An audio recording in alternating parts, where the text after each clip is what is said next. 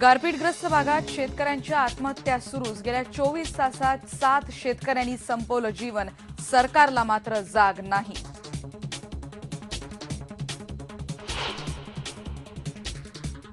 हजार कोटीपर्यंत नुकसान झालं असेल तर केंद्र सरकार राष्ट्रीय आपत्ती जाहीर करणार। सगळं जाहीर केली तर काय फरक पडतो?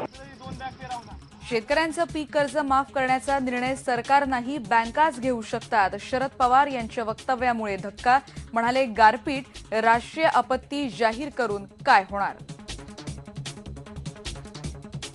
शेतकऱ्यांच्या समस्या आपण बघतो आहोत। एकीकडे 24 तासात पुन्हा एकदा 5 शेतकऱ्यांनी आपलं जीवन संपवलेलं आहे। हा शेतकऱ्यांचा आक्रोश तुमच्यापर्यंत पोहोचवण्याचा हा प्रयत्न आहे। बघूयात या बुलेटिनच्या इतरही टॉप स्टोरीज। मी केजरीवालला आव्हान देतो की त्यांनी आमचं प्रूव्ह करून द्यावं। त्यांनी जर आमचं मिहानमध्ये काही शेअर असेल प्रूव्ह केलं तर मी राजकारण सोडीन, आणि नाही प्रूव्ह झालं तर त्यांनी राजकारण सोडून द्यावं। त्यांनी पुन्हा बोलू नये। केजरीवाल यांनी आरोप सिद्ध करून दाखवले तर राजकारण सोडेन। नितीन गडकरी यांनी केजरीवाल यांना दिलं खुलं आव्हान। IBN लोकमतला एक्सक्लुसिव्ह मुलाखत।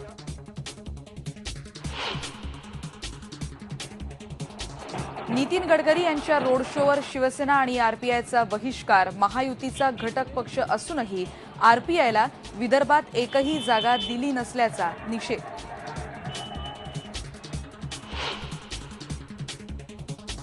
काँग्रेसच्या तिसऱ्या यादीची आज घोषणा होण्याची शक्यता। राज्यातल्या पुणे, नांदेड, लातूर आणि यवतमाळच्या उमेदवारांबद्दल उत्सुकता।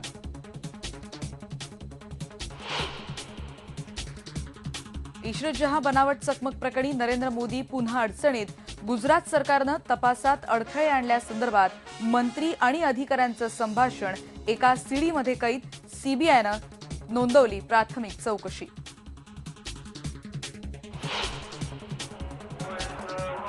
आणि देहू या तीर्थक्षेत्री आज 365वा तुकाराम बीज सोहळा रंगला। राज्यभरातून हजारो वारकरी आणि दिंड्या देहूत दाखल।